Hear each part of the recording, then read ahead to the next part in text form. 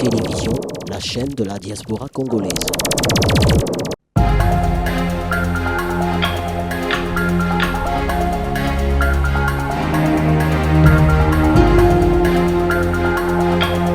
Les résultats de ces forums Chemin de la Paix, parce que nous sommes très inquiets. Nous avions eu les délégations de toutes les provinces, puisque ce travail n'a pas commencé aujourd'hui.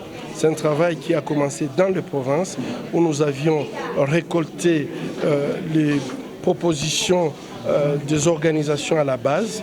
Et toutes ces organisations à la base se sont retrouvées aujourd'hui, pendant les 3 jours à Kinshasa, pour mettre en commun leurs propositions. Et de ces propositions, donc, nous avions fait une feuille de route que nous appelons une feuille de route nationale.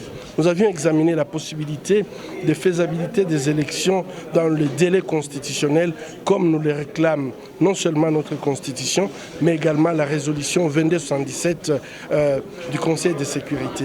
Et en fait, toute analyse faite, on s'est rendu compte que ces élections sont encore possibles s'il y a la volonté politique pour que ces élections puissent se faire.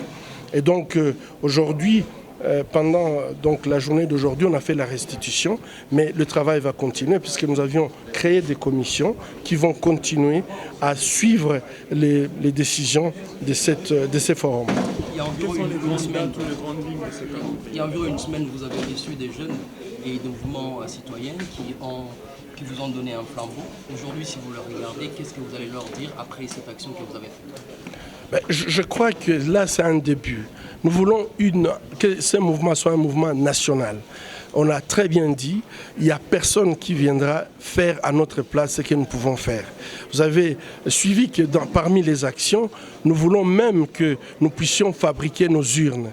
Nous avons du bois, nous avons des jeunes qui sont des artistes.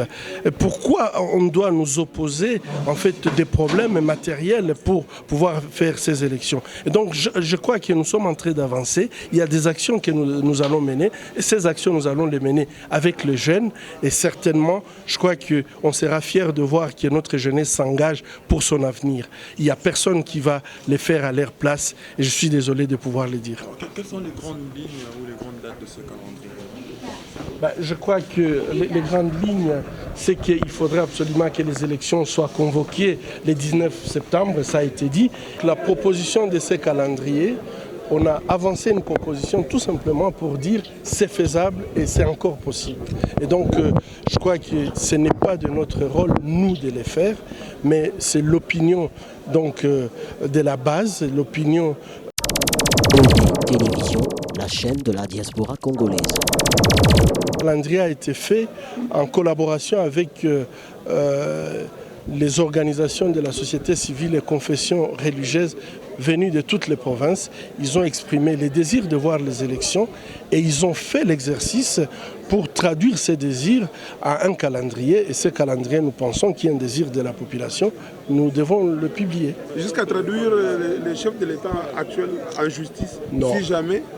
Écoute, le calendrier, je crois que le calendrier c'est une chose et chacun peut dire ce qu'il veut, mais moi je vous dis, le calendrier n'a rien à voir avec des procès. Sur quoi fondez-vous votre conviction de voir les élections organisées cette année conformément à la Constitution? Je crois qu'il y a d'abord le respect de la Constitution, il n'y a personne qui est au-dessus de la Constitution. Deuxièmement, nous avons une résolution 2277 des Nations Unies qui nous demande de tenir ces élections dans les délais constitutionnels. Alors si nous allons bafouer et ne pas faire tout ça, ça veut dire que nous sommes tout simplement en train d'agir contre nous-mêmes. Puisque s'il n'y a pas de règles, c'est la jungle, et donc chacun fait ce qu'il veut. C'est quoi le risque, les craintes? Télévision, la chaîne de la diaspora congolaise.